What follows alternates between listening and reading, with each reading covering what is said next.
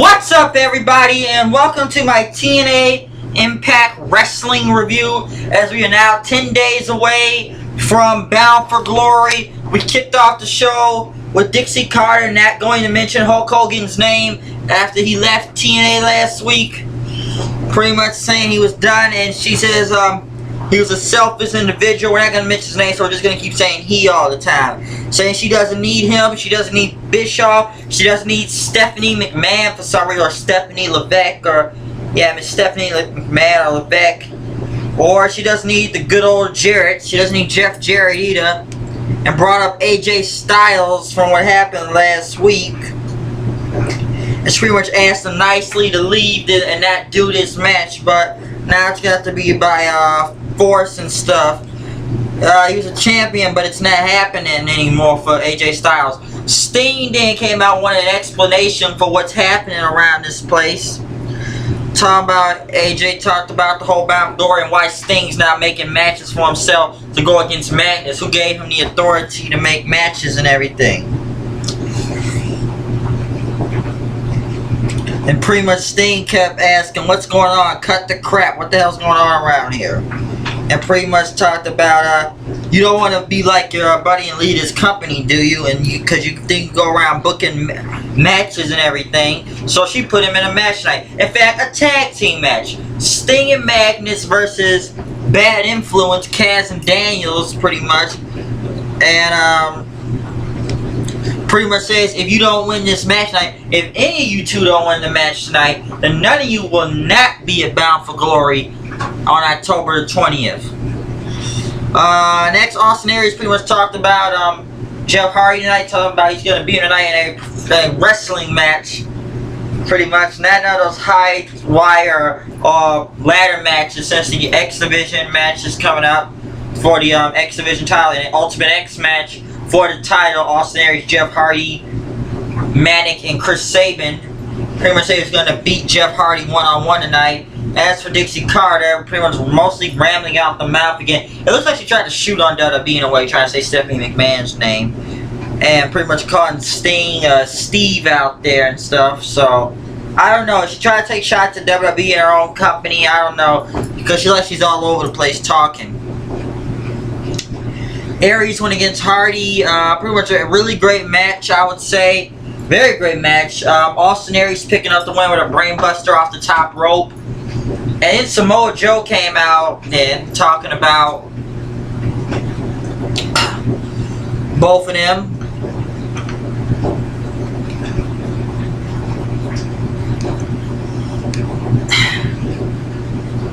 Yeah, he pretty much came out and talked about both of them and talked about the Ultimate X match. That you're missing something. And that Samoa Joe is now putting everybody on notice. So now he will be the 5th man to this Ultimate X match for the X Division title. So now it is a 5-way now.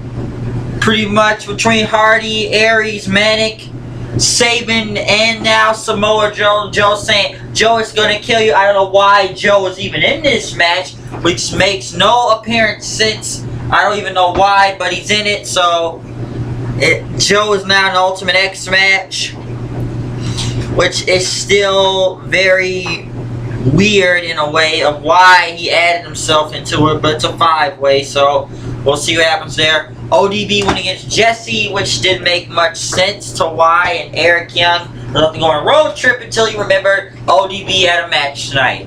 And pretty much Lady Tapa came out and attacked ODB, gets pretty much a disqualification. ODB and Lady Tapa, she wants to go for the title, so she pretty much attacked ODB and beat her up right there. Bischoff and Knox were in the back trying to bully Ray about the whole group that's down to 3, and Knox talks about blaming Ken Anderson about what's happened here, that he's corrupted our minds, and that may have believed to turn the group against together. We gotta stick together.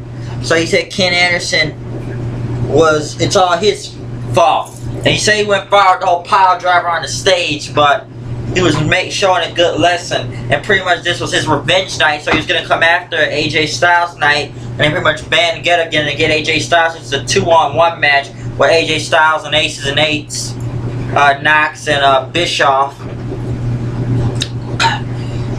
Sting and Magnus pretty much talked about the Bound for Glory match they're gonna have, talking about thinking Sting getting his head out of what happened, and pretty much they're gonna fight Ego, and Ego pretty much talked about how they're gonna honor Bobby Roode tonight, put him in their version of the Hall of Fame. Come out in these very weird suits and saying that there's a lot of people that should be in the Hall of Fame, but they're not. And they brought out Bobby Roode playing this video package, which was kind of funny in a way. Said Bobby Roode is the greatest professional wrestler of all time, which I thought that was kind of very funny right there.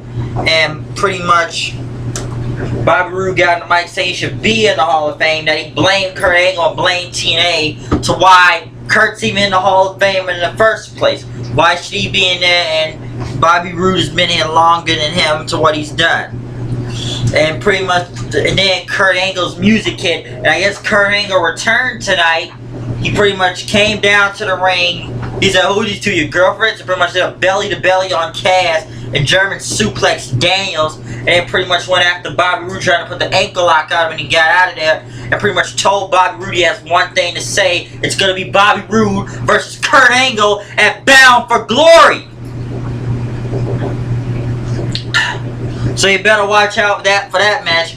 Bobby Roode versus Kurt Angle return. Kurt Angle came tonight, but Kurt Angle's return to the ring will be October 20th, as well as his Hall of Fame ceremony. I believe it's on the 19th, though, since Kurt Angle's going to the TNA Hall of Fame this year.